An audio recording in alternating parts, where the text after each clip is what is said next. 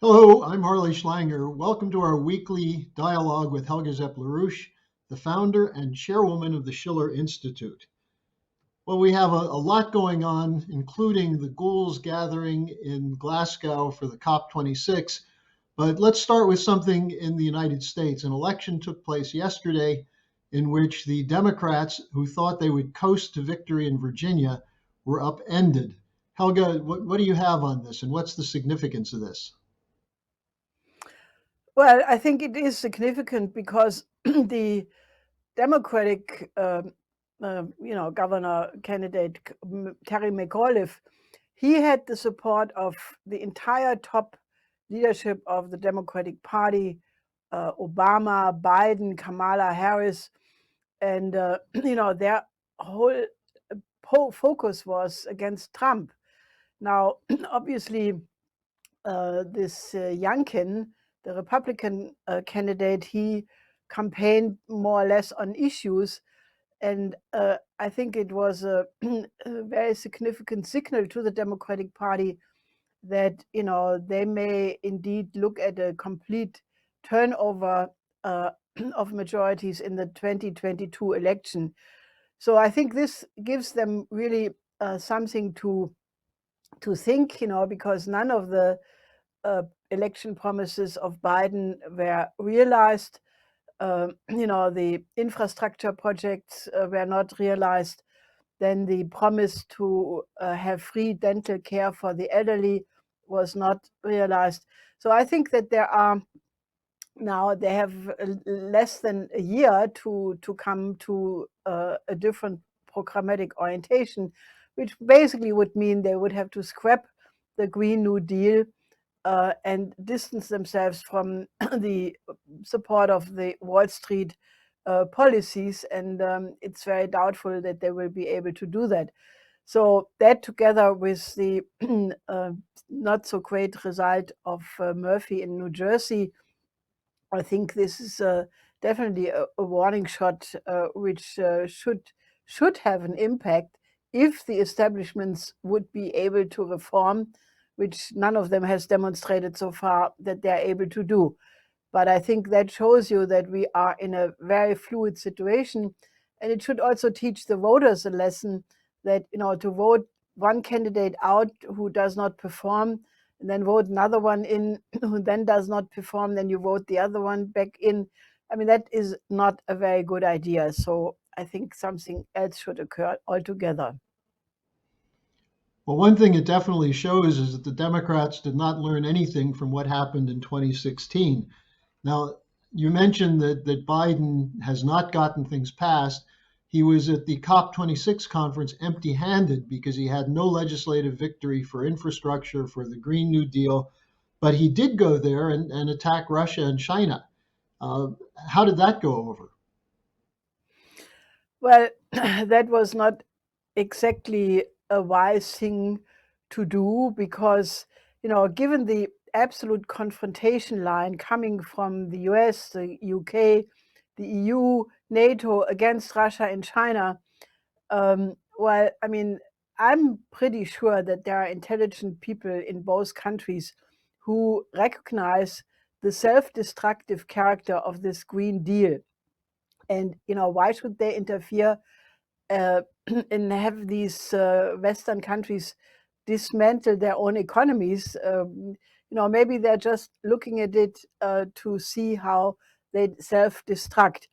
I mean, the attacks are also completely unfounded, and this was noted by former UN Deputy General Secretary Pino Arlacchi, who commented in an Italian blog that the fact that China is the largest emitter of CO2 should surprise nobody because they have become the largest economy by now.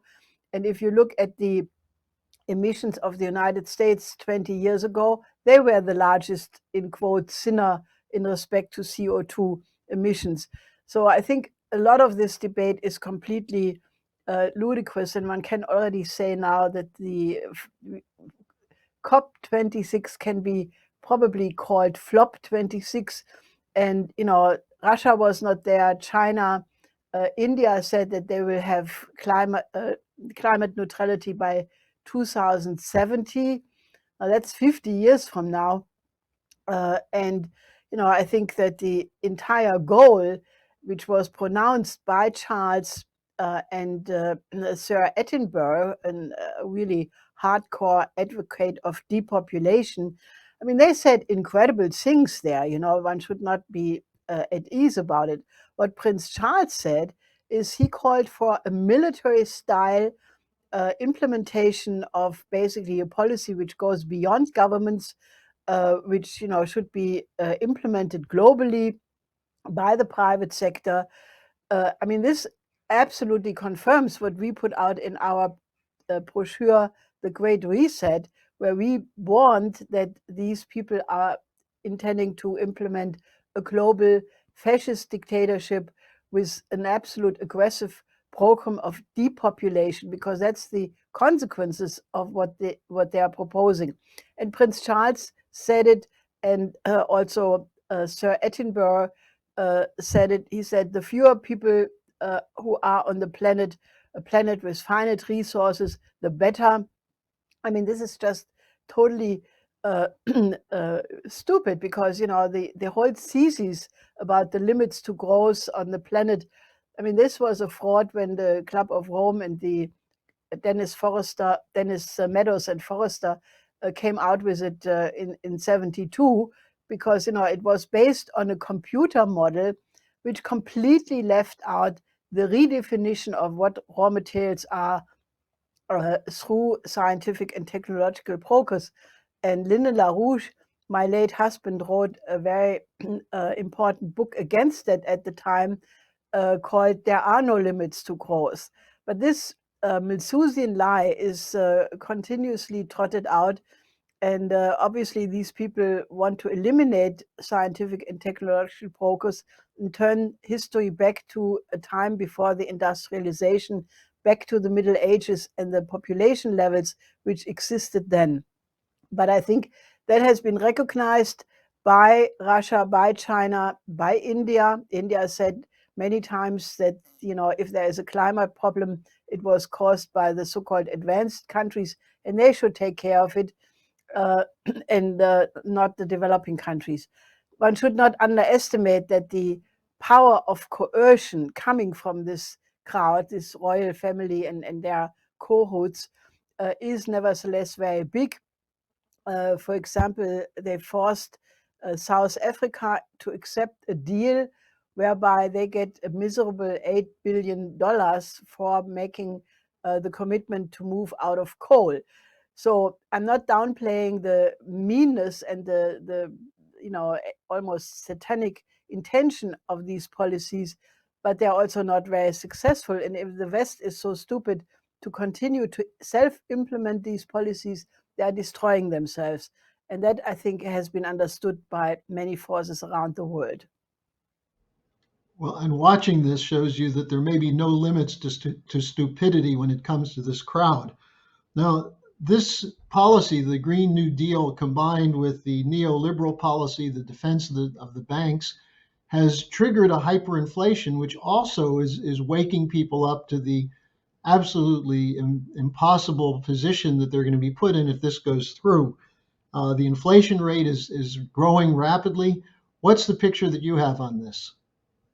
Well, I mean, there are basically many basic raw materials which are now skyrocketing in the price. One of them is flour, which has increased by 38%.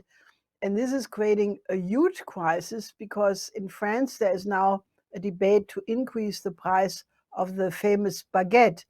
Now, that price has been stable for the last 100 years or so. And when you start to increase the price of this basic food, what every French person eats every day, this is causing quite some fuel for social unrest. The same goes in Italy for pasta.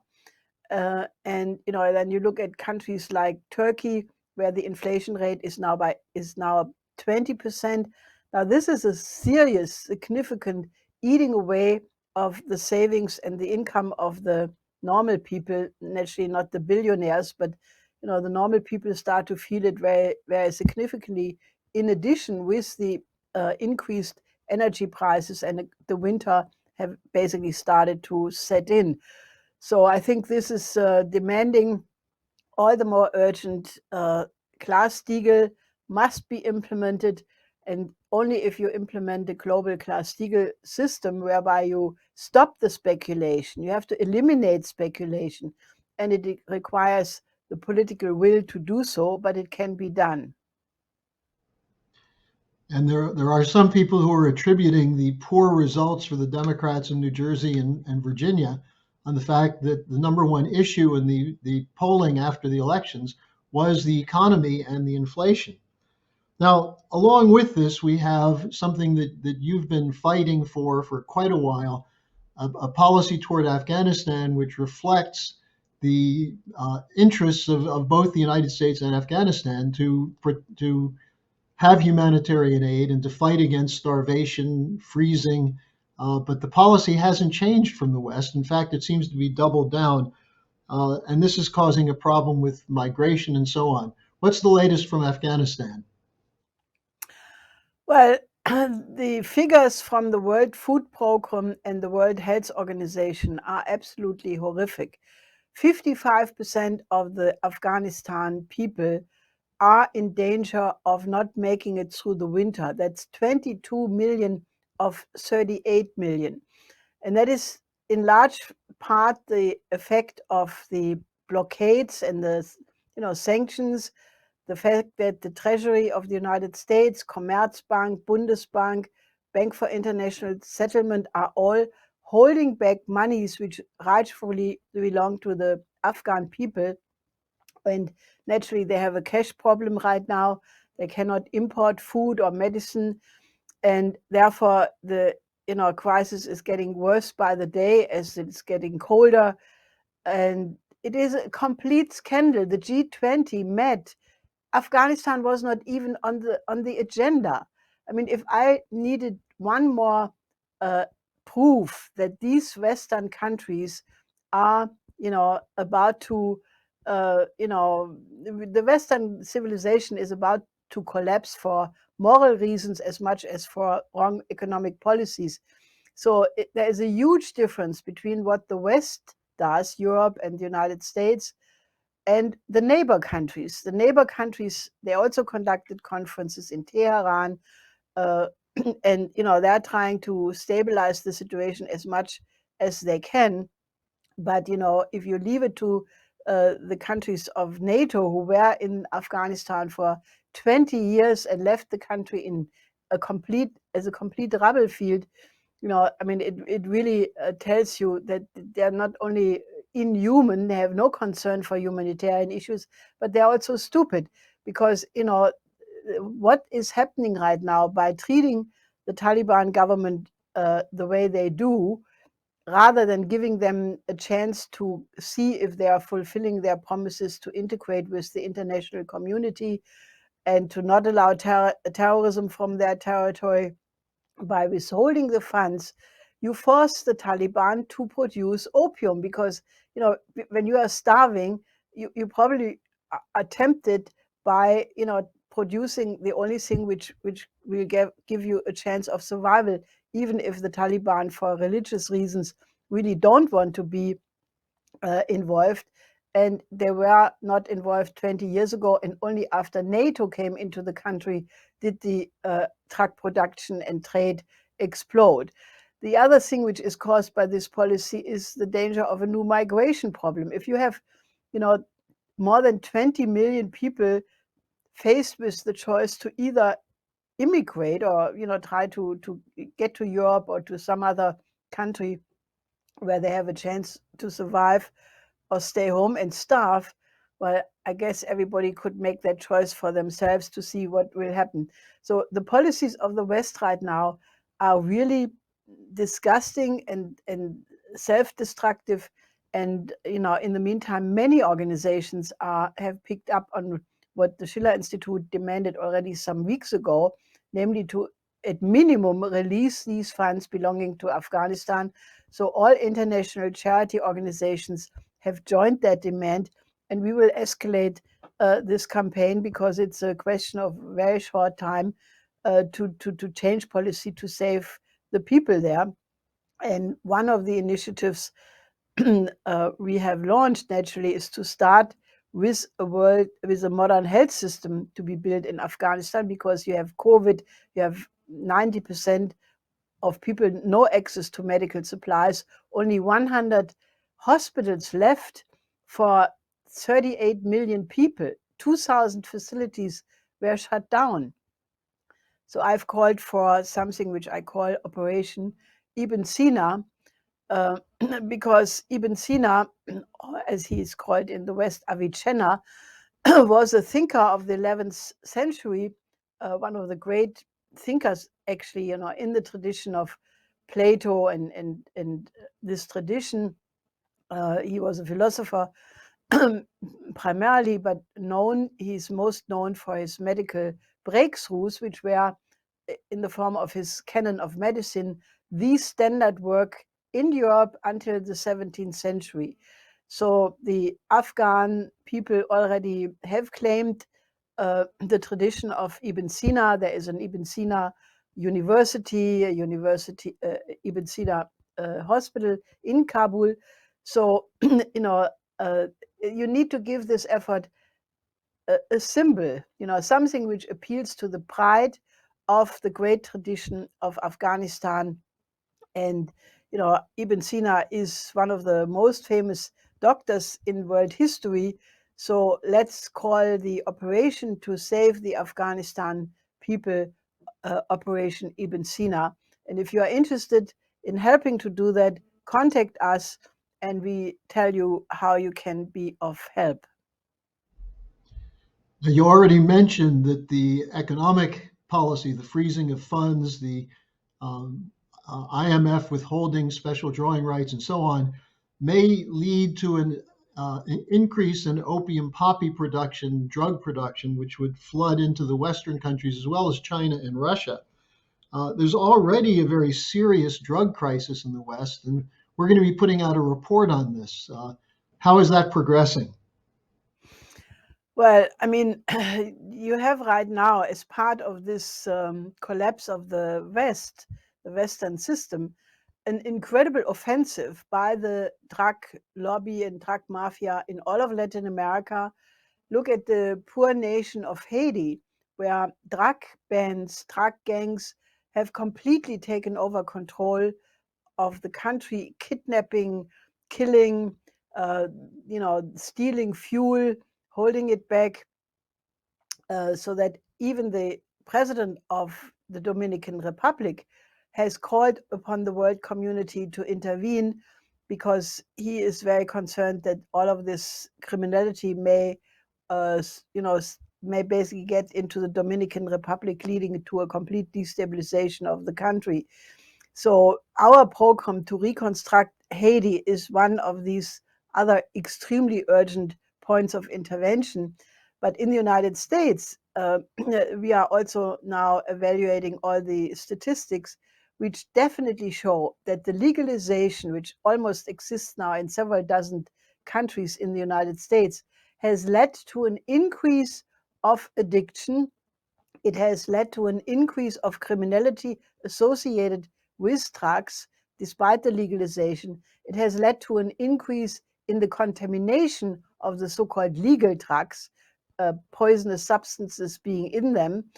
And it has led to such things as more young people from the age of 12 to 17 having an increased drug use. The so-called cannabis, it's a phenomena where people have a syndrome which develops with drugs, is increasing. Then more traffic accidents associated with drugs. So all around, the result is absolutely abysmal. And it demonstrates that the argument that legalization is so great because it will eliminate all of these problems is just a complete lie. It just makes more people addicted and destroys more of the cognitive potential of the population. Now, we will publish that, and I plan to put out a statement, confronting the so-called traffic light coalition, these are the parties trying to form a government in Germany right now, who all are pushing legalization. And obviously, they cannot even read things which are published in the United States, or they have worse motives. But we have to fight that this is not happening in the countries where it's not taking place, because as the case of Holland, the Netherlands also shows, this was the subject of a cover story in Spiegel magazine, it leads to a complete increase of criminality and horrible developments all around. So this should absolutely not happen in Germany. Now, in the midst of all this, the influence of the Schiller Institute has been growing significantly. You especially have been interviewed in all over the world, and there was recently an interview with you on CGTN, which I think would be very interesting for people to hear what the Chinese were asking you and what you had to say.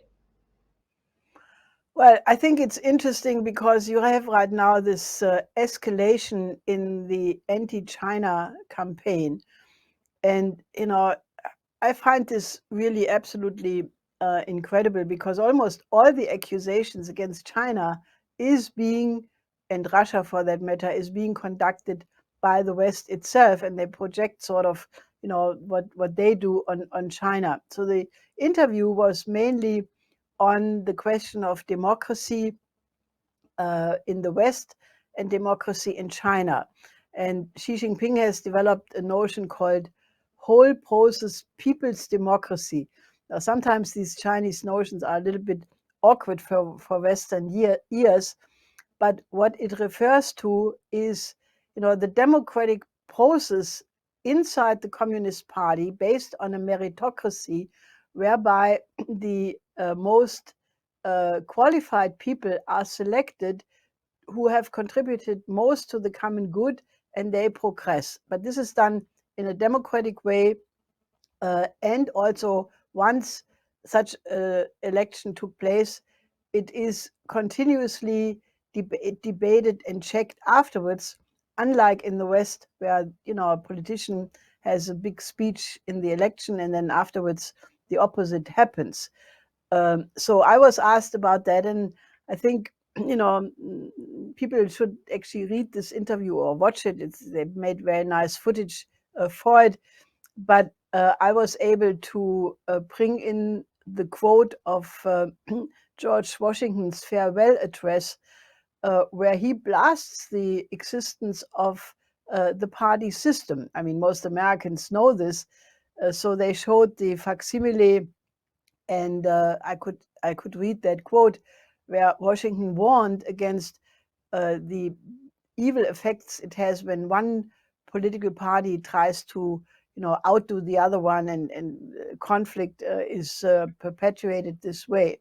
And I was also able to bring in some of the ideas of Nicolaus of Cruz and the concept of the coincidence of opposite, which I find very useful. If the Chinese audience learns about George Washington and learns about Nicolaus of Cusa, I think it's a contribution to the dialogue of cultures, because it helps to understand the other one if you know their most important thinkers.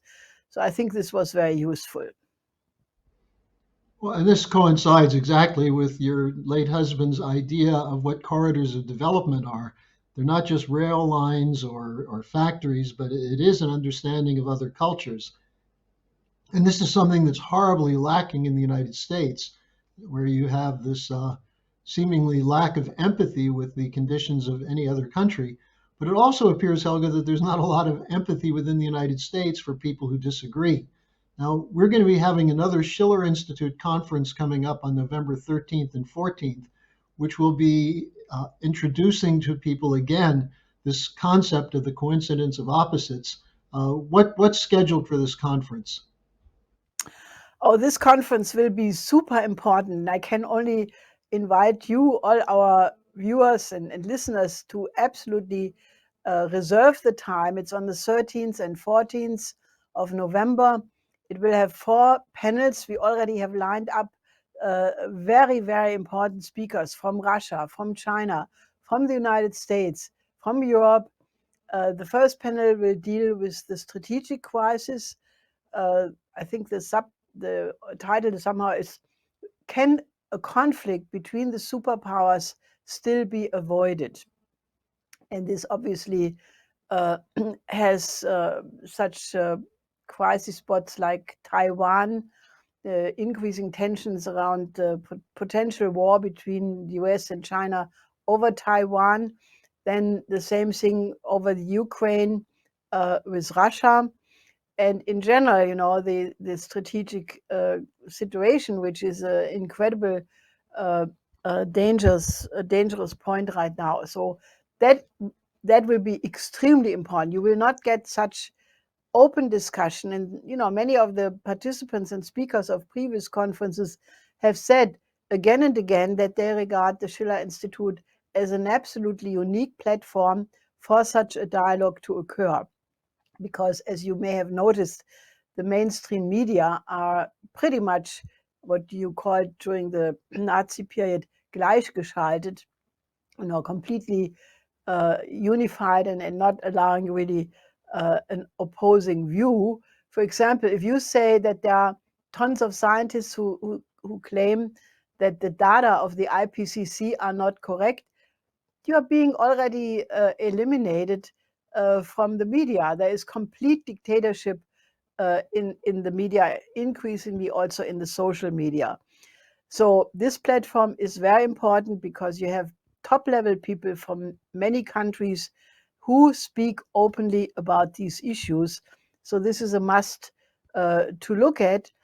And the second panel is on the economic breakdown, hyperinflation, but also such situations as the breakdown of entire continents, countries, Afghanistan, Haiti, the drug problem, the explosion of the prices. Then we have a third panel on the question of the science of climate. We will have tons of very, very important scientists, fusion, thermonuclear fusion energy, space cooperation. So this will be very optimistic because it shows you where to go.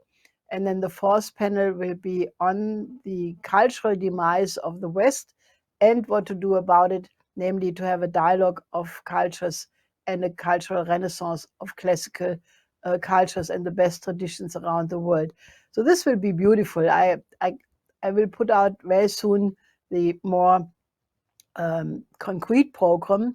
In the meantime, you can find the invitation on our website. You should register. You should get it to all of your friends and enjoy and look forward to an enjoyable, very creative weekend. And for those of you who are interested, that's on the schillerinstitute.com website. That's where you can register. And I would urge you to think about making sure you share this with people on your own social media accounts, because this is the kind of discussion that is so lacking at this point, and you're not going to find it anywhere else. So, Helga, we're about at the end. Is there anything else you want to mention? No, I think it's the time to get active, because, we are at a watershed in history, and your action, your personal decision to help the realization of existing solutions is extremely important. So get active with us and, just join with our efforts. Okay, well, Helga, thanks for joining us again this week, and we'll see you again next week. Till next week.